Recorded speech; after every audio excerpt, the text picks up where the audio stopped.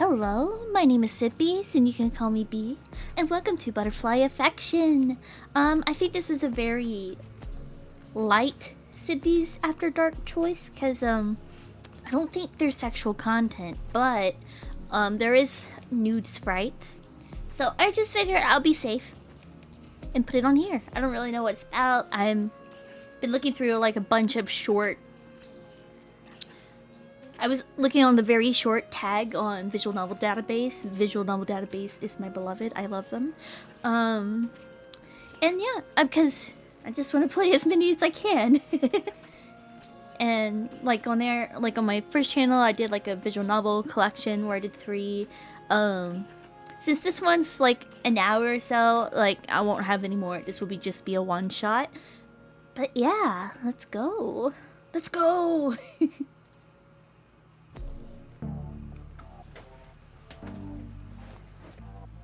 Today I was out a bit longer than usual, and the sun was already setting by the time I got home. Seeing my house, I got the keys ready in advance, reaching into my pocket. Then I saw something illuminated by the street lamps out of the corner of my eye. What the fuck is that?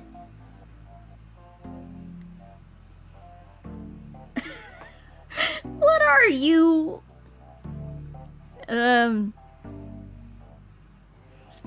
Near my house, I saw something hard to describe on the sidewalk. Yeah, I guess hard to describe is a good way to put it. Though the head, shoulders, and upper torso looked humanoid, the rest of the body did not. It just looks... I don't know. The light crawling reminds me of an insect, but only a few parts of its body are insect-like. If anyone saw this outside their door, they would want to stay inside. He's like kind of chill about it. I assume it's a he. Not the creature, I mean the guy speaking. It slowly turned my way and seemed to acknowledge my existence, but made no move either towards or away from me. I don't know if it can speak like a person, or if it understands words at all. As creepy as it looked, it was still close to my house. I could just leave it here, so I approached it. Oh, kind of sweet. Hopefully it doesn't bite you or anything. It doesn't make any sudden or threatening movements. Its only reaction to my touch is a light twitch. As I lift it to carry it off, I notice it shivering slightly. It looks really weak, and it might not have the strength to move anymore. So can I like do saves and stuff? As I lift it to carry it off, I notice it shivering slightly. It looks really weak, and it may not have the strength to move anymore. Seriously, how do I save? The background music kind of reminds me, like the boop boop. It kind of reminds me of Metopia, where like sometimes the song goes boop boop boop boop. I don't know, I didn't do it right, but it says it sounds similar to that.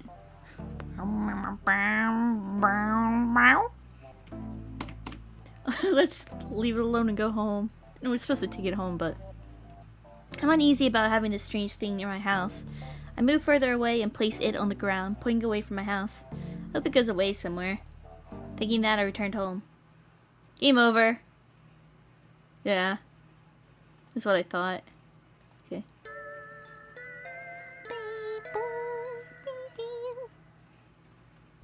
Okay, let's take it home. I eventually made my way into the house, carrying something unfamiliar. Well, he's kind, I guess. Kind of weird. It's like, oh, look at this. Horror's beyond my comprehension. Guess I gotta take it home and take care of it.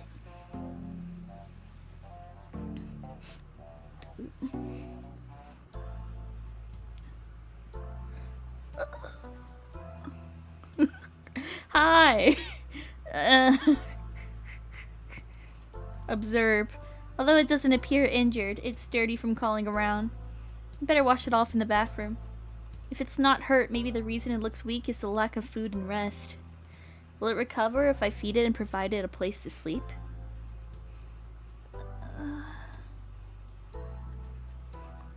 I don't know its biology, but all living things need nutrition. That's just common sense, but it has features resembling humans, insects, and mollusks. So like the bottom part is like all squishy, it like moves like a snail. What would be appropriate to feed it? After thinking about it, I retrieve a banana from the kitchen. It's edible to people and insects, and soft, nutritious foods are a good idea. I peel the banana and slice it up on a plate. Then I leave it up nearby. Oh! After seeing and smelling the food, it moves and begins to eat the banana slowly. Seeing it eat for the first time, I noticed it had a long tongue. It held down the plate with its left hand and pulled single slices into its mouth.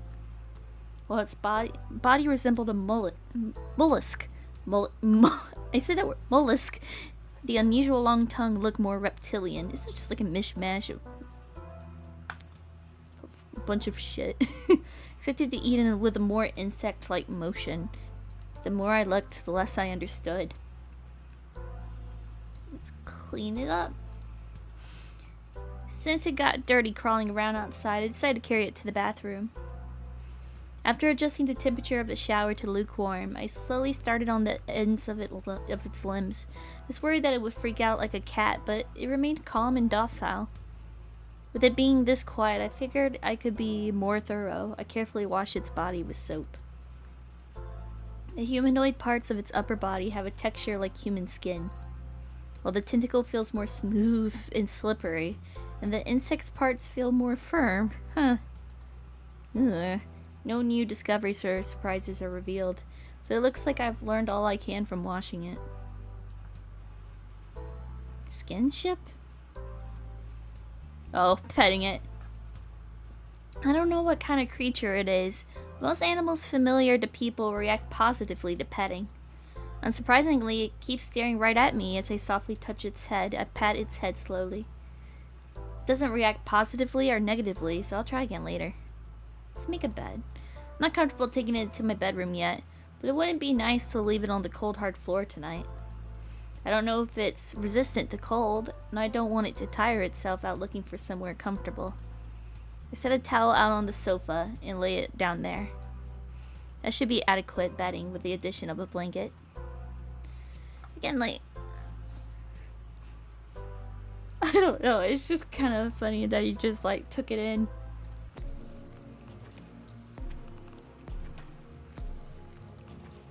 I found something rather strange near my house recently.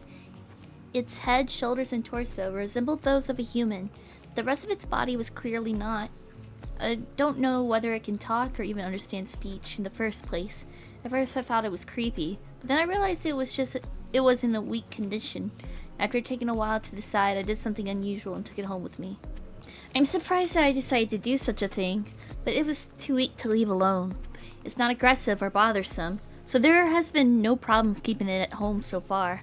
If it gets too out of hand, I can just let it leave or kick it out any time. Save. Oh, she looks a bit different today. Observe. Over a week has passed since I brought it home. While it seemed weak at first, after only a few days, it's exploring the room curiously. It moves in a very relaxed way, never rushing or knocking stuff over. But what's most surprising are the changes to its body. The end of its lower body has turned purple, and some kind of leg grew from its waist. The tentacle, which lacks a heartbeat, had grown as well. Oddly, the right eye has developed a second iris. It's not uncommon for various types of animals to grow limbs, but for only one eye to double is strange for a living thing. I'm curious as to how it'll grow, but I also feel uneasy about it. I'd better try learning more, starting with communication. Since the first day, I've only fed it fruits and vegetables. Those seem safe, so I'll try cooked dishes now. After I let the fried rice cool a little, I set it down. Since the food looks different from before, it takes some time observing the food before eating. It took a bit longer, but it ate the food quietly. Should be okay to expand its diet. I pat its head again. Although I've done this many times by now, it continues to not react in a positive or negative way. However, when patting its head like this, it stares directly at me the entire time. It may be panicking, or it may be wondering what I'm even doing. But since it never makes any kind of readable facial expression, I can't tell what's on its mind. I wonder if it will begin to react if I could continue. Try to communicate. Although this creature has never spoken a single word, dialogue may still be possible. I'll try talking to it. I tried some common words and phrases, but it didn't reply or react. Even if I asked questions and talked about myself, it gave no indication that it understood me. I wonder if talking is even possible. However, it may not be ignoring my attempts at speech. It may not know any language at all. Even if it's not as intelligent as a human, I'll keep trying to communicate again. What's in the day?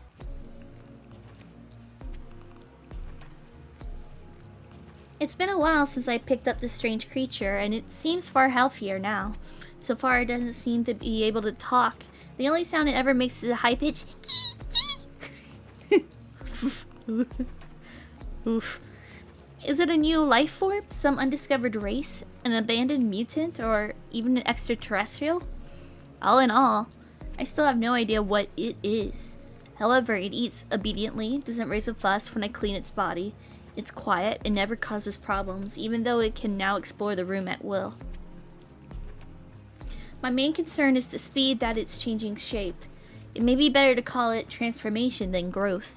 Though I considered it bizarre and unsettling at first, as time passed it started to look a little cute. While it's still obviously grotesque, it seemed to only be getting more attached, possibly because the upper body resembles that of a human girl.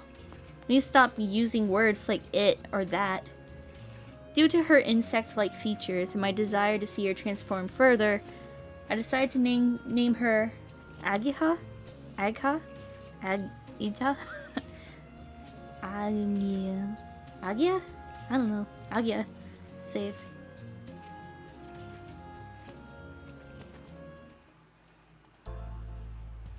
Oh, wow.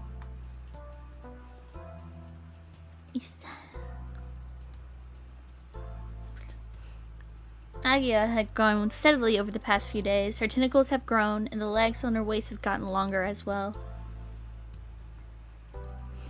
Her previously shapeless lower half is forming into more legs. Parts of her body are still not solid or stable, but with some effort she can now sit in places that support her back. Regardless of the way she's growing, it's clear Agia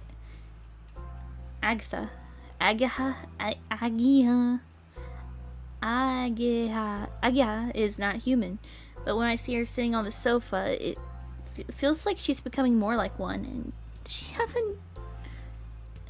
she have nips?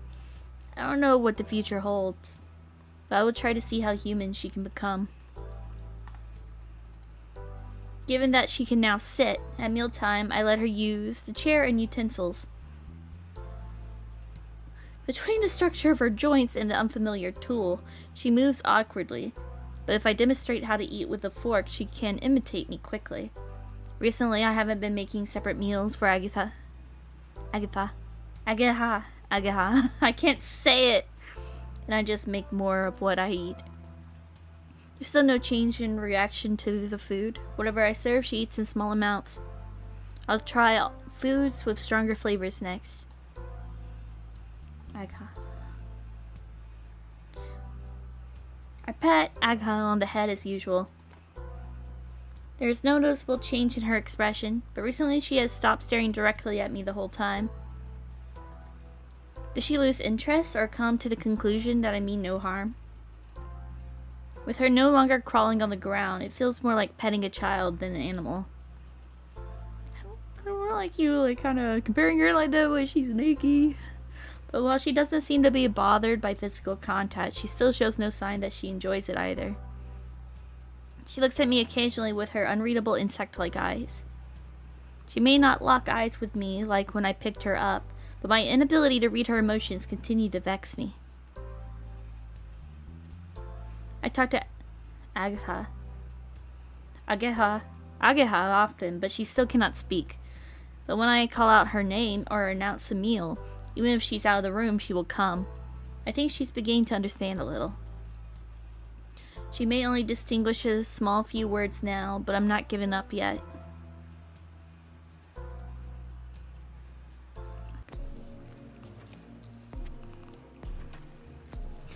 Ageha continues to grow and change every day. She no longer drags her body like a slug to move around, and she can now use her legs and arm to move her upper body short distances. I am wary that she's growing beyond my expectations, but as always she remains docile and quiet. However, it's not just her physical growth that intrigues me. She not only reacts to my voice now, but her newfound interest in the TV and PC indicate a possibly growing intellect. Of course, given her lack of expression and reaction, I don't know to what degree she's learning. She never misbehaves, she is not very active physically. I can't really tell what to do. I can't really tell her what to do anyway. I can't get an idea of her intelligence just from observing things like how she eats or sleeps. Perhaps more will be revealed as Ageha continues growing. Her level of intelligence and any potential issues should become clear as she starts moving around more freely. Save.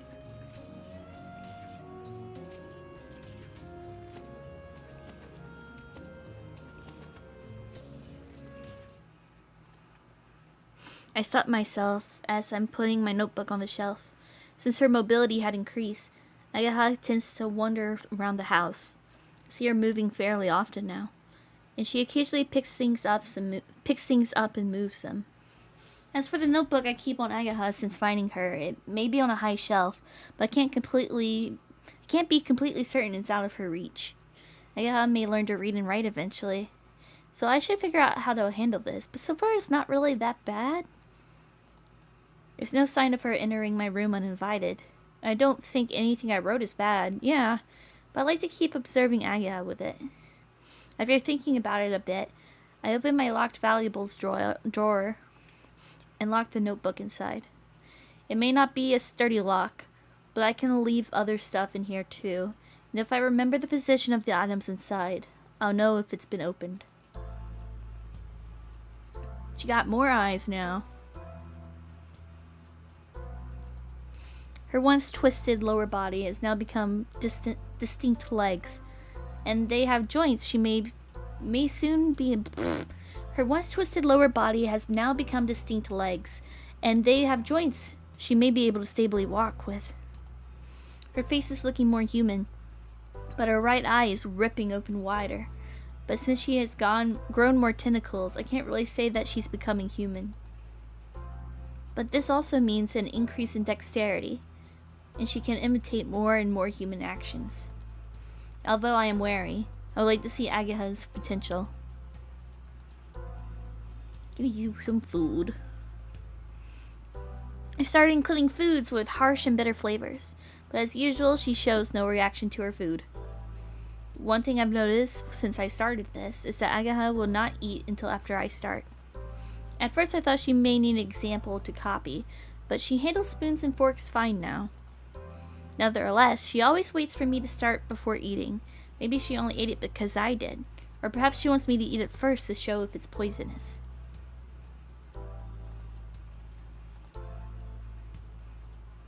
Even though it's clear by now that I mean no harm, she doesn't seem to be relaxing.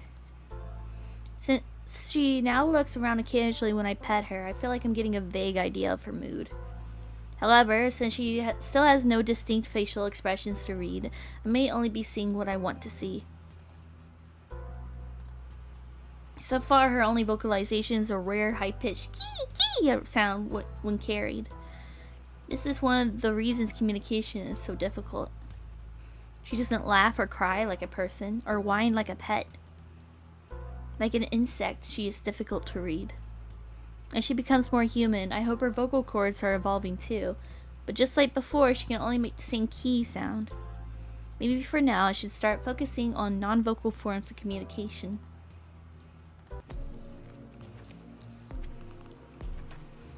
Ageha's continued growth astounds me. Her ability to handle tools is beyond that of an animal. She becomes more like a human all the time, even though she still never tries to communicate. Considering what I've learned, my way of handling Ageha has become more like childcare or teaching than raising a pet.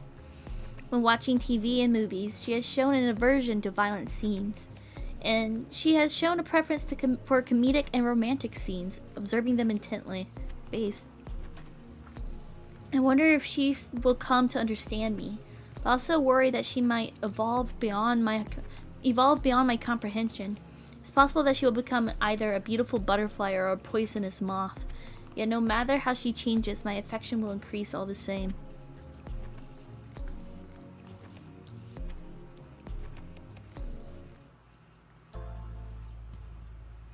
She's bigger now. Although parts of Agaha's body are transforming in bizarre ways, the rest of her body is definitely becoming more human. Never thought she would become so human when I met her, but as I start seeing her as more like a person than a creature, there are certain issues I can no longer ignore. Her body's becoming not just human, but feminine as well. She needs to start wearing clothes or my eyes will wander. Gosh darn it. I can't just leave her naked for the time being. Yeah, get the girl some clothes. I'll give her something temporary. Since her limbs are shaped differently, I don't know how well female clothes will fit her, but because she's still changing, I'll just try one of my shirts for now. Oh, you ripped out holes for her? She didn't resist my attempts to clothe her, but she's still not used to wearing anything. I tend to find her staring at the fabric. Sometimes she strips when I'm not looking, so I don't think she likes it. Maybe I should have started clothing her before. Kind of regret not acclimating her to the idea of clothes by now.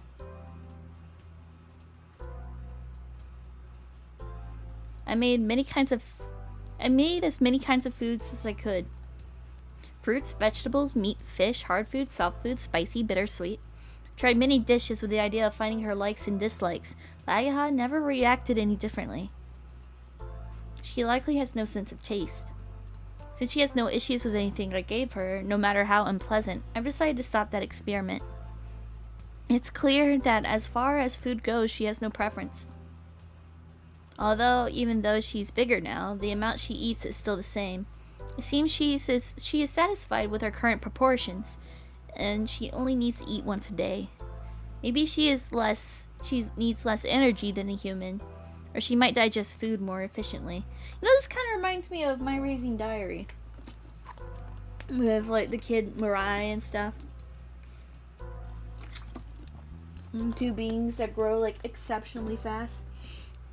Well, I hope this one, you can't have a relationship with them like you can in My Raising Diary. I hope not.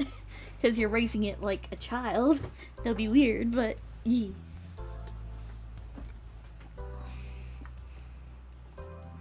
But I appreciated how little impact she has on my expenses.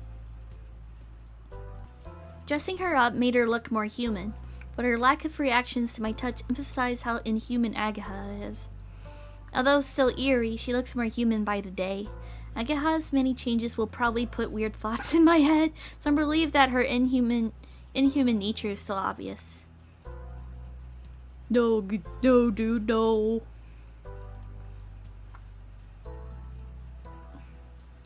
I think Agaha can still learn human language in the future, but she still can't speak at all. It may take time to teach her how to write, but I tried giving her a pen.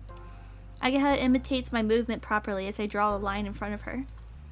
But if I try letters, she only vaguely mimics them.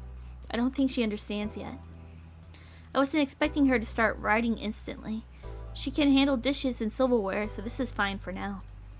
She definitely has the dexterity to learn writing. Agaha is significantly larger than when I found her. She may be too tall for the sofa she's been using due to her growing legs. Luckily, there's plenty of space in the living room, so I bought a mattress and a pillow for Agaha to use. Agaha showed no emotional reaction as usual and started using the new bed. Although she's always been unreactive and unreadable, as she becomes more human, I feel a bit lonely.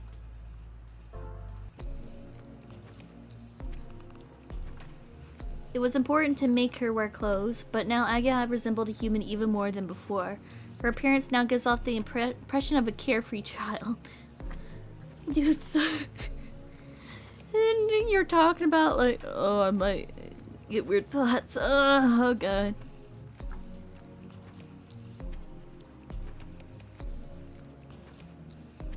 However, I shouldn't confuse her for a person, as I still know very little about Agia or her biological traits. She may superficially resemble a human now, but that doesn't mean she possesses a human mind.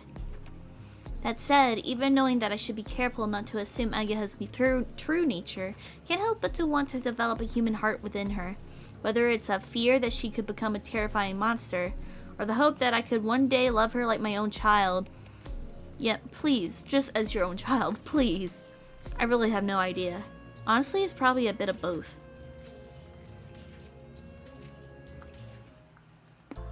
Ooh. Crunch. Whoa. When I got home today, Agatha was using my computer. Checking the history only indicates that she was clicking randomly.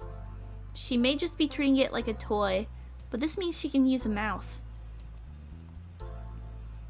If she keeps using it in the future and learns more as she does, this could be a major clue as to how intelligent she really is. Recently, it seemed like Agatha has become more expressive. I can see traces of surprise or wonder. She started making light facial expressions, though they are far more faint than those of a normal human. It's a major improvement over her previous unreactive state. With her complete lack of expression in the past, I would always have trouble understanding her.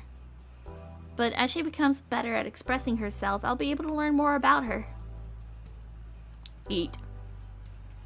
I slept in today, and when I left my room, breakfast had already been made. Whew. Seems like Agatha cooked it herself. It's all stuff I made before, so Agatha probably imitated it from watching me cook. Although, it was honestly a little bland. It was properly cooked and I had no problem eating it. With her usual lack of reaction to flavor, she calmly eats it like before. She likely still has no sense of taste. Now it seems like Agatha understands how to cook, and has learned how to use utensils and fire. She got like even eyeballs on there. Are there like even eyes anymore? What are they? Lately, with how independent she is, I rarely need to do anything for her, so I'm not very surprised. Skinship. When I was sitting on the couch relaxing today, Agatha suddenly cuddled up against me. Physical contact between us is not uncommon, but this time it felt different. Oh, she blushing. Sitting right next to me, she linked her arm with mine and pressed up against me. When I turned to her in surprise, she made eye contact and softly smiled. Compared to our more pet and owner-like skinship in the past, what Agatha did this time felt human, even feminine, and was very charming. It was a small thing compared to all of her changes until now, but the effect it had on me was enormous. As the surprise and confusion ran through my mind, I sat there lost in Agatha's sweet smile. Even though Agatha is usually remarkably well behaved, her lack of direct communication is getting frustrating. I tried teaching her how to use a pen or type on a keyboard, but I still can't seem to get her to use any kind of words herself. This would be normal for a dog or cat, but Agatha is clearly more intelligent. Only my attempts to use language and to communicate fail, almost as if she's faking her inability. Oh no. Instead, there is no sign that she could understand me before, so it's well within the realm of possibility. I'm probably just making selfish assumptions of my frustration, so I have no way of knowing for sure.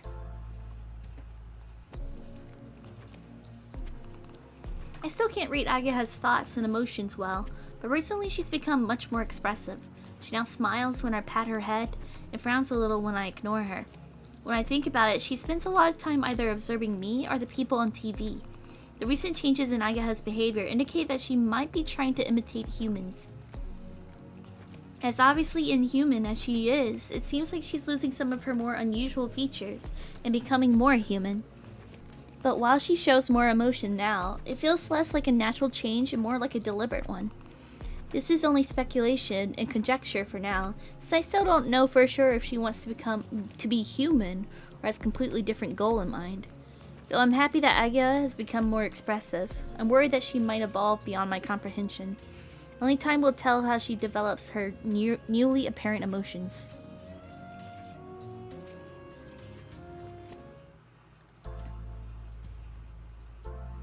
Observe. Wearing clothes had made it more difficult to see Agaha's growth, but recently her body hasn't been changing much. Instead, her behavior has changed a lot, especially in her expressions. Agaha has started actively seeking intimate skinship, which is starting to trouble me. Till recently I saw Agaha as a pet or a specimen, but suddenly she became a pretty girl. Since I still can't get a read on Agaha's perspective on this, there's no way to know for sure. I can only learn more if we find a direct way to communicate, so I want to figure that out as soon as possible. Eat. Agaha has started cooking more often now. Lately I've been eating her food every day. Sometimes the taste is good, and sometimes it's weird. Since I don't tend to watch her in the kitchen as she cooks, maybe she's learning through trial and error. Agaha only cooks things I've made before, so she's probably trying to imitate me. Since I'm not a really good cook myself, it's reasonable to assume that she wouldn't be either. But since she almost never makes the food truly awful, I'm grateful that she's willing to cook. Whenever Agya is nearby, she now gets very cuddly and clingy. She wouldn't understand even if I told her to stop. For the first time, it's a genuine problem that Agya doesn't do as I say. Although it's not like I ever understood her anyway. Until now, Agaha was quiet and well behaved, but since I didn't establish boundaries before, I realized that I can't really control her actions now. I can't get her to nod or shake her head in response to what I say. She no longer stares blankly when I talk. Now she just smiles at me. That's just me when people try to talk to me and I don't process what they're saying. Smile and nod. Smile and nod.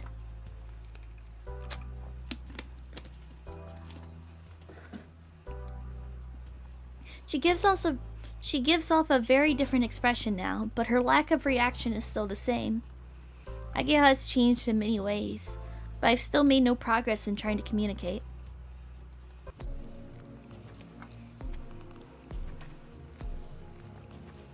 Agya's suddenly forward affection is a minor change from her previously unresponsive self. I wonder if this is because I showed her too many shows and movies depicting romance and not enough other genres. If I were being optimistic, I would welcome these changes as she shows favorable new traits.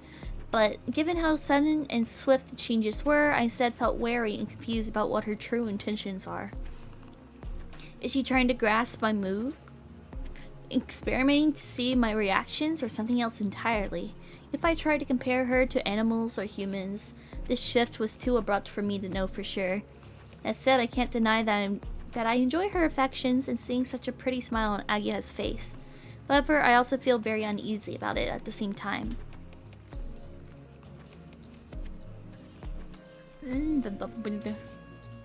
Let's see how things go. But that doesn't necessarily mean it's a bad thing, so I'll leave things as they are to see what Agya does next.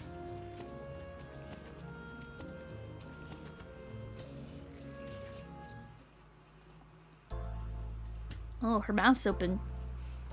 Wait, she's looking stuff up on Amazon. One day, Agya was playing with a computer, or was she?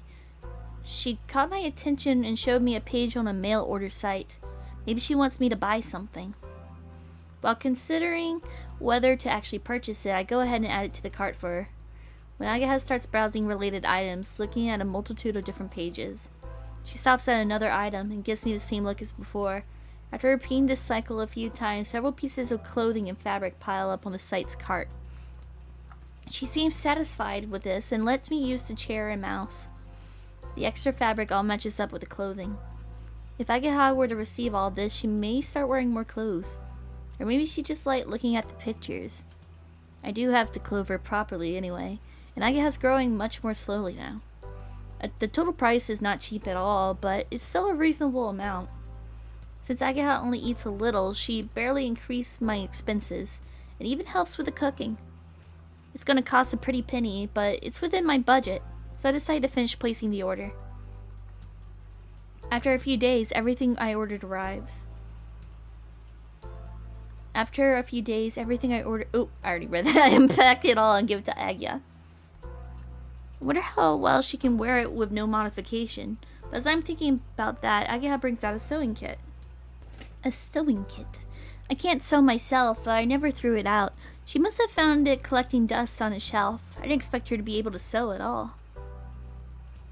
Oh. Despite that, Ageha opens the sewing kit and starts working. It looks like she won't need any help from me. Ageha starts slowly, working with the tools, but she handles them deftly with no issue. Since it seems she will be here for a while, I'll leave her to her own devices for now. Ageha's recent behavior is unsettling, so this time away is a breath of fresh air. Since rejecting contact with her will affect her mood, I'm glad she now has something to keep her interest. Now I'm completely certain about it. Ageha's intelligence is at least on the level of a human.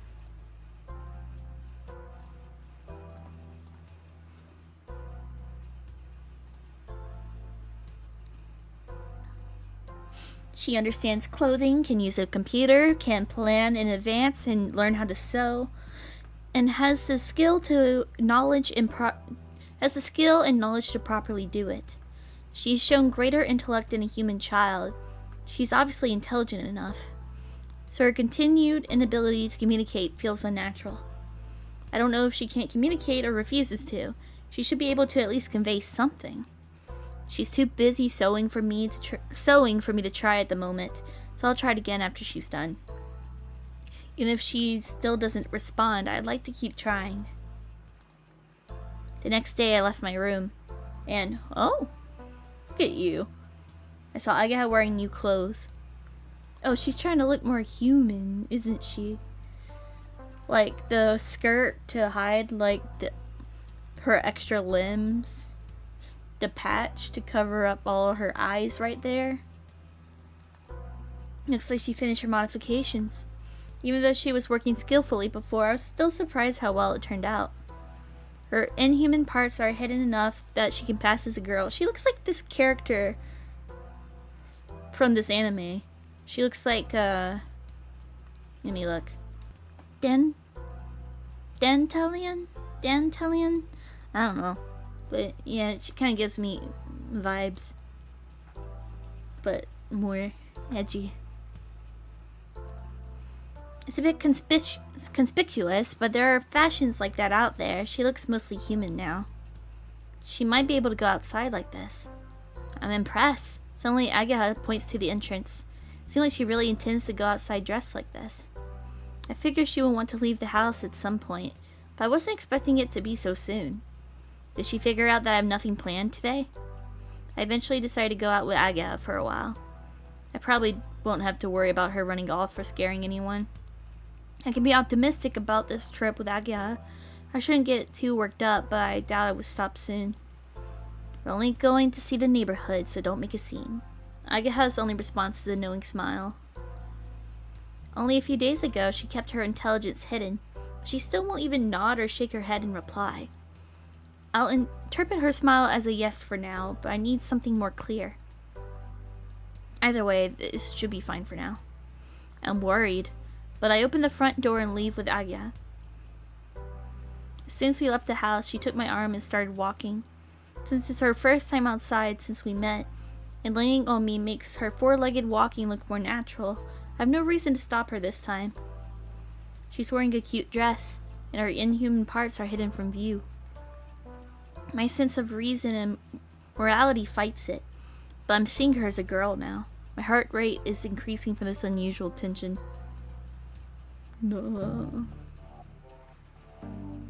Luckily, it's early and there are few people around. Nobody sees Ageha shows any suspicion. After walking a bit, Ageha and I stop at the nearby park and sit on a bench. I'll let Ageha see the view, and then head back home. Not much time has passed since we left, but between Ageha's actions and my nervousness taking her outside, my heart is pounding. Oh. I turn towards Ageha to check how she's doing.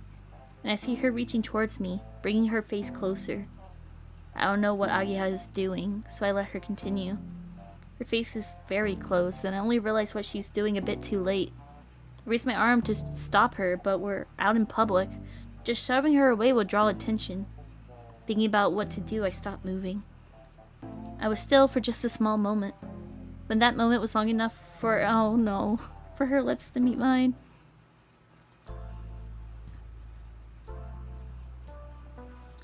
Because of the stuff she's watching. I didn't try anything after that. When I suggested going home and stood up, she followed me obediently. I don't know if it's an imitation born of curiosity, or if she has a concept of love, but this behavior makes it clear that she sees me as a man. The femininity I saw in Agiha was intentional. I'm still upset about what happened, and it's clouding my mind. I wonder if this was Agiha's plan all along. Maybe as I understand more about her, I can come to an answer. I need to get my thoughts together. Maybe, like, she's something, I don't know. Like, she can't be, like...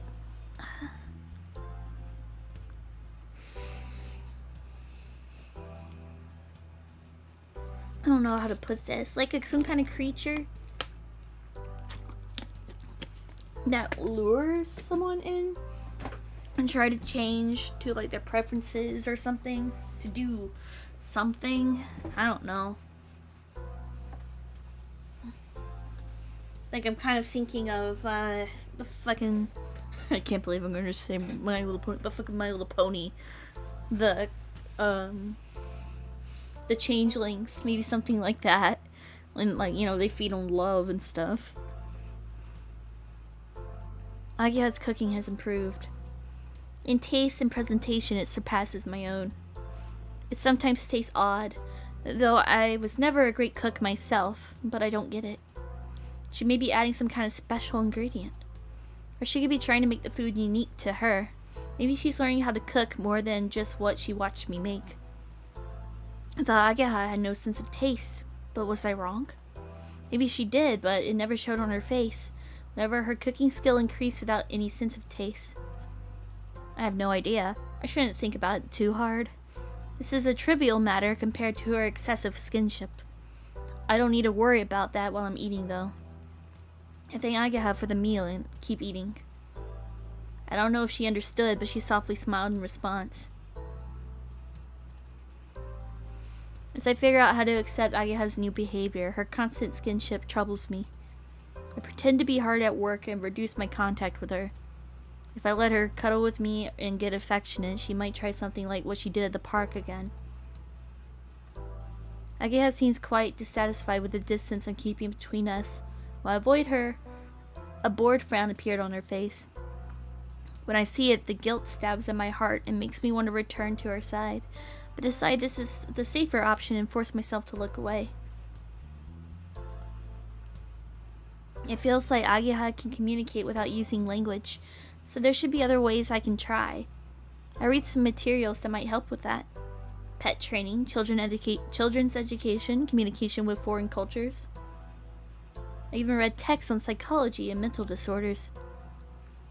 I feel myself getting impatient with Agiha, but she doesn't need to know that.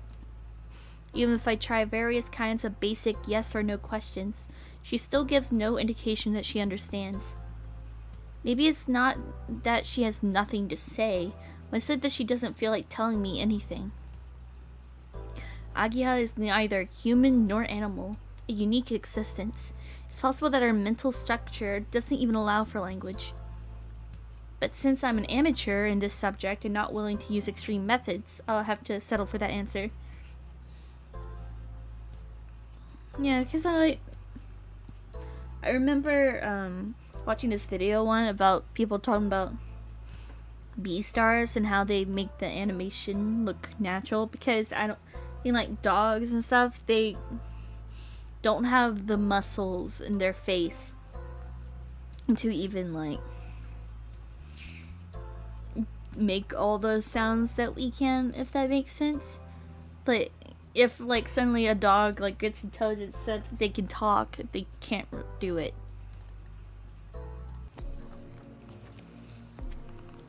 What should I do now? Should I accept Ageha's new behavior?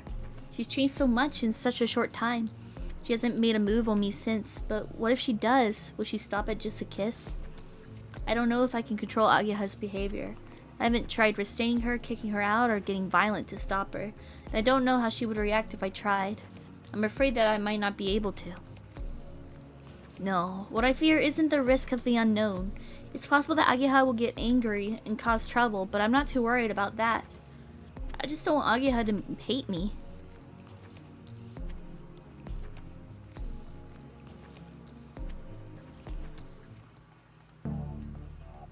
Normally, when it's time to sleep, Ageha quietly goes to the bed on her own, but tonight she came into my room. Thinking about her recent excessive kinship, I warily face her. She gives no indication that she noticed my worry. It sits next to me on the bed with no hesitation. Before I can say anything, Ageha wraps a tentacle around my neck and slowly pulls me towards her. Oh god. Thinking she was trying the same thing as before, I grab Ageha by the shoulders and stop her. Even if she doesn't understand me, I tell her firmly to stop doing these things. When I say this, Ageha's face quickly shifts expressions. Anger, sadness, surprise. I'm not sure what I see on her face now. I don't know how she really feels. After a few seconds, Ageha narrows her eyes, but I still can't tell what she's thinking. Suddenly I feel a light pain in my neck where her tentacle is touching me. I touch the part where I felt it, but there's no blood and the pain quickly recedes. It didn't hurt very much, but it hurt enough that I was sure I didn't imagine it. In my puzzled confusion, I looked at her and see her smiling gently. She pulls me towards her just like before.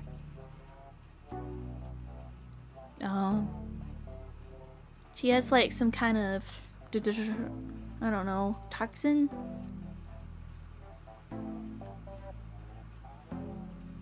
In her, like, I don't know. I put my hand on her shoulder to push her away, but I no longer have any power in my limbs. Just putting my hand on Ageha's shoulder can't stop her.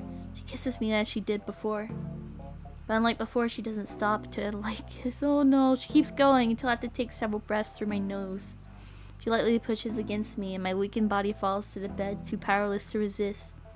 She lays across my front and she keeps kissing me. Her long tongue slithers between my lips.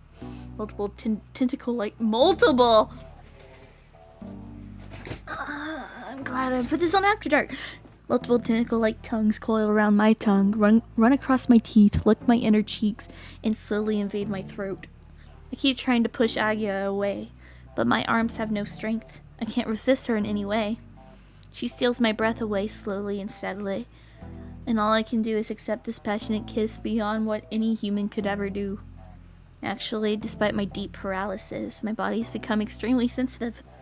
Ageha's warmth, her rough tongues, her shallow breaths, and the wet sound of her saliva echo through my mind, destroying my will to resist.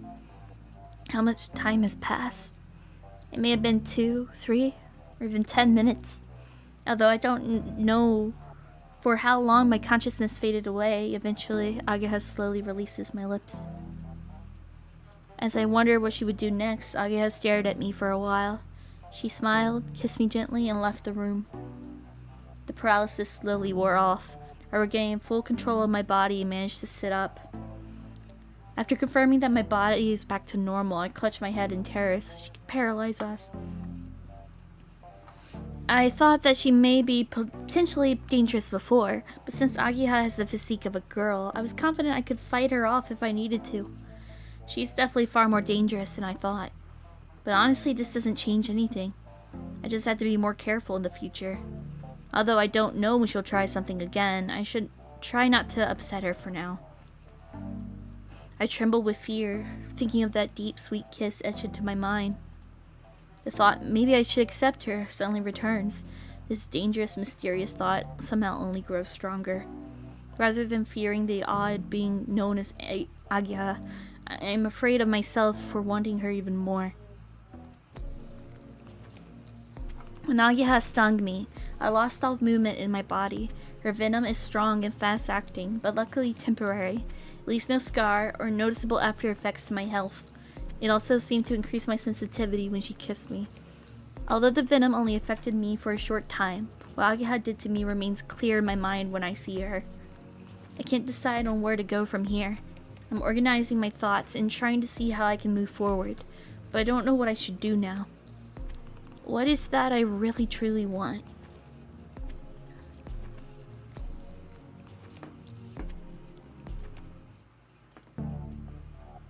Still stuck in my current state of worry, I stay in the bedroom.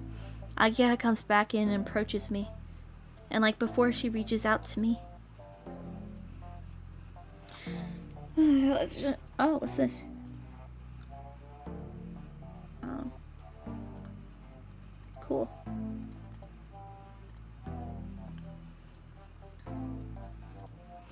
Resistance is futile.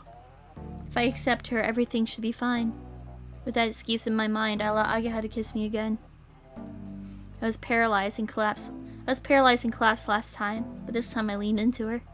Pressing against her and hugging Ageha tightly, I warmly embraced her. As we locked lips over and over, Ageha's long tongue slides into my mouth like before. Man, you have no gag reflex. Her rough tongue, her hot breath, the warmth of her body. My thoughts are overrun with stimulation of our tongues as I clutch her in my arms. Suddenly my breath hitches, I pull my arms away, and Ageha slowly lays down. Unlike last time when she was on top of me, I see Ageha reaching towards me from below. Distance between us shrinks as I let her pull me in. We start heatedly kissing again. Deeply, hotly, intensely, I taste Ageha. The wet sound, oh my, it just keeps going! The wet sound of our saliva and breath echoes through the room. Ageha's breathing gets rougher and her cheeks start to flush. Ah!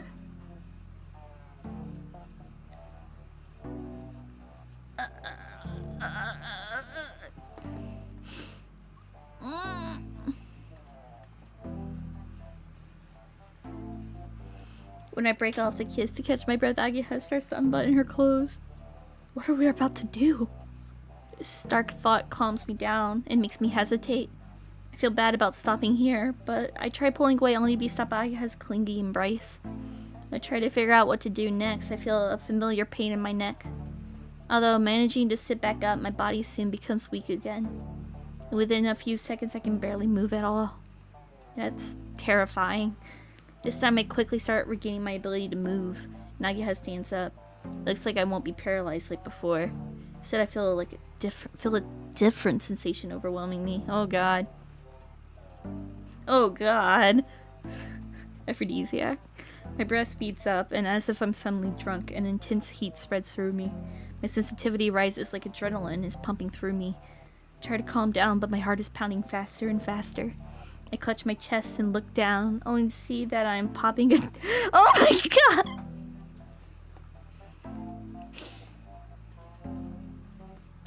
I'm pitching a tent. I look back up after hearing a light rustling sound and see Ageha's clothes falling to the floor. Sensor. When I look up, Ageha has finished stripping and starts coming closer. I thought I was going. I haven't seen Ageha nude in a while. Her purple twisted inhuman parts don't deter me now. Feminine curves, full swollen breast, glossy pale skin. This beautiful naked body that fills me to the brim with passion enters my sight and shreds the last scrap of reason left in me.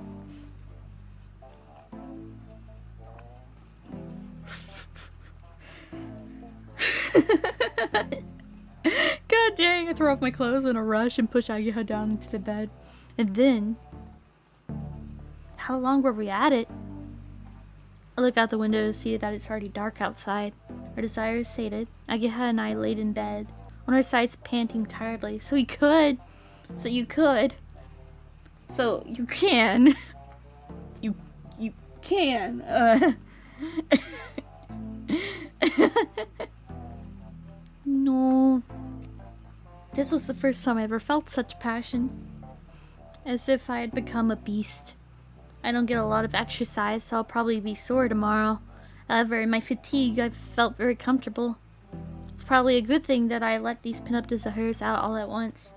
After I cool down, I raise my heavy body and check on Ageha. She seems quite calm as she opens her eyes and stares back at me. A normal girlfriend would probably be upset about how rough and feral I just was, but despite that, being upset? I guess it depends on the person, but like...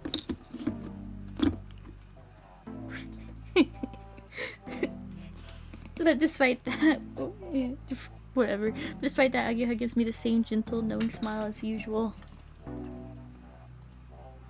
After a few minutes, Ageha puts her clothes on and leaves the room. Eventually, I hear some noise from the kitchen. She's probably making food. I don't know where to go from here, but for now, I'll log this into the notebook. I shut the door, open the locked drawer as always, and pull it out. As I'm figuring out how to get my thoughts on paper, I suddenly notice something amiss. Oh!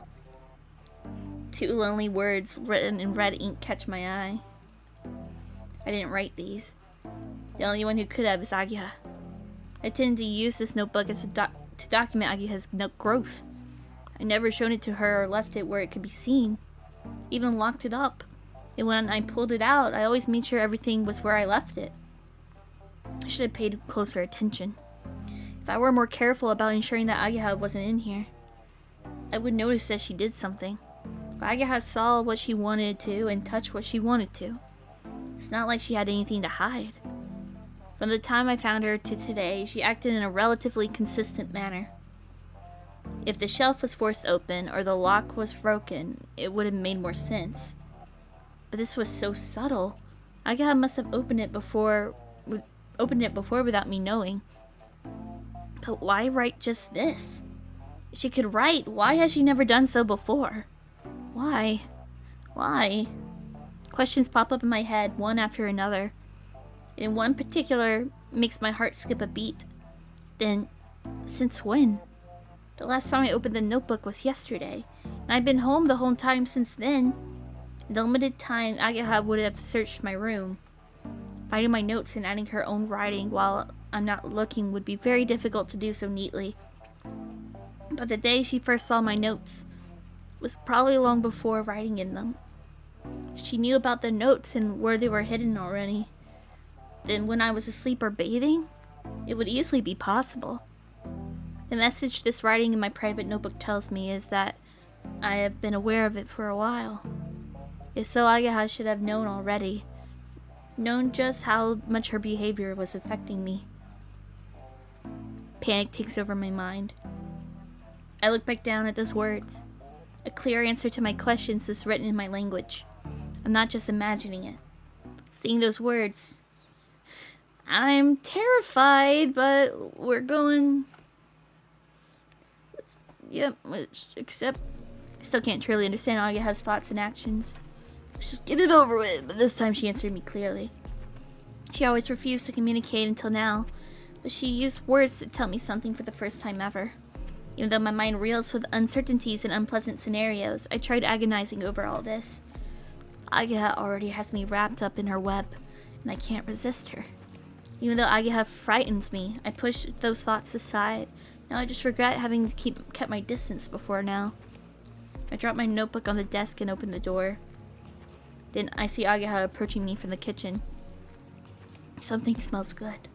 She probably finished cooking and came to get me. When I approached and stroked her cheek, Ageha looks up at me cutely. I whispered my words of love to her. Maybe Ageha has me in the palm of her hand, so these words shouldn't surprise her. But she still seems happy and satisfied to hear me. Ageha's sweet smile is beautiful and dazzling. We embrace in a soft hug. I decide to do my best for Ageha. My previous moral concerns no longer bother me. Ageha is still as mysterious as ever, but now I'm committed to her. If my love is what Ageha wants from me, then I'll give her the love she wants. Happy end. Huh. In papyrus font. I'm terrified. I feel a deep, overwhelming terror. I don't understand what Ageha is doing to me. I could never understand her. She's tearing up my heart with her constant mischief, and I can't stay calm. So I'm going to leave the house and stay at a hotel. I need to get away from Ageha as soon as I can. If I think about it calmly, I can rely on the police for this. I must find a way to be safe from her. I can't live a decent life with her around. Time to go for a walk. I can't let Agiha get suspicious, so I don't pack anything for an overnight stay. I just put my wallet in my pocket and open the door. Agiha's standing right in front of the door, like she was waiting for me. This music. I try to keep a smile on my face, but the only emotion I feel now is fear. I act as natural as I can, not too tearful or too serious. I want to cool my head for a bit, so I'm going for a walk, I say as I pass Agiha by. She calmly stands out of my way. As I pass Agiha to leave, I feel something touch my neck, and yet again I feel a light pain. As everything starts to go black, I see a different expression than usual in Agiha's face. A sad look, or maybe shock. I woke up on my bed. How long was I out? Looking at the clock, it seems only a short time has passed. Less than an hour. Even so, I feel refreshed. All that anxiety, terror, and stress I've been feeling, it's like it all floated away. Suddenly, the door opens and I see Agiha come in. As soon as I see her, the events of the past few hours flash through my mind. But why does it matter? I know what that Agiha is dangerous, but I could just be overthinking things. She's definitely at least as intelligent as a human. So if she's intended to kill me or eat me, it would be obvious at this point. If she meant me harm, I'm sure I'd be dead by now. Even though I acted the way I did earlier, Agiha seems to have made food and has a bowl in her hand.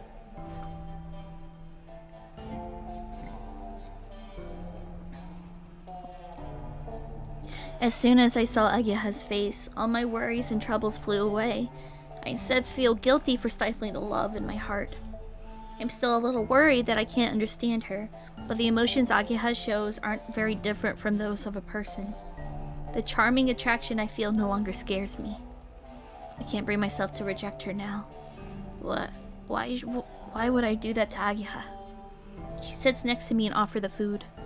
I take it gratefully and whisper my words of love to her. Agiha is silent as usual, but she responds with a beautiful smile.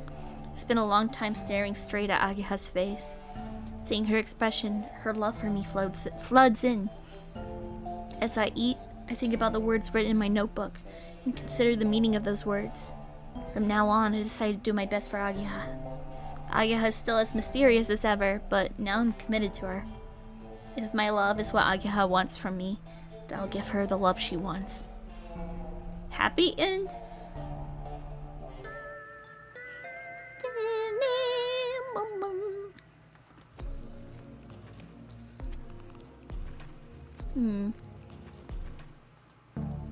Agiha was gone. When I went to the living room, there was nobody there, and the front door was unlocked. It seemed like she left while I was asleep. Maybe I shouldn't have just left the keys on a hook. She grew up enough to easily leave through the front door. I ran around the neighborhood looking for her. She's been gone for several days, and I haven't heard any unusual sightings either. But I decided to give up looking. I wasn't raising her with some purpose or desire. I just picked her up on a whim. Even so, I'm sure she'll be okay. So when we neglect her, she just runs away. Be wary. Well, Agiha is obviously inhuman. If I leave things as they are, it may be too late to do anything about it. If something does happen, I should try to keep my distance and avoid skinship for now. Agiha's gone. She no longer crawls like an animal. She would have little trouble getting around. Ran around the neighborhood. She's gone. I've been taking pictures to document Agiha's changes, but the camera's memory card was missing. She's clearly more intelligent than I thought. Since I thought nobody else would see it, I never bothered to back up the data on the card. There's no evidence that Agiha was ever here. It's not like anyone would believe me anyway. If I throw away the notebook, I might come to believe that this was all just a dream. But if Agiha wanted to leave, I have no reason to stop her. I wasn't raising her with some purpose or desire, just picked her up on a whim. Even so, I'm sure she'll be okay. Game over. Oh well. Well, I think Seems like the other person who played this got like the same endings. I saw there's like more CGs, but I don't know where they're coming from, unfortunately. Um, well, thank you so much for watching. I find see some similarities. It's kind of a more corny version of My Racing Diary, which is one of the first playthroughs I played on my first channel. Maybe, I think it was like the second. I don't remember which one it was, but it was very early on. Well, I haven't been on YouTube long, but yeah, it's one of my more recent ones. But with the whole raising something, but then it's like a lab-made human. Here's like an abomination beyond our understanding. Um, yeah, it's I kind of wish there was just like a route with like I don't want to romance the thing we raised, if that makes sense. I don't like that. Like I let me be like a parent to them. I just be a parent. I don't want any of this weird sex stuff. But yeah, but this is just what kind of gave me who am I to complain? But yeah, the art's really pretty. That's definitely a highlight of it. Yeah. But that was A Butterfly's Affection. That was the name of it, right? Butterfly Affection. Yeah. But thank you so much for watching, and I'll see you next time. Bye.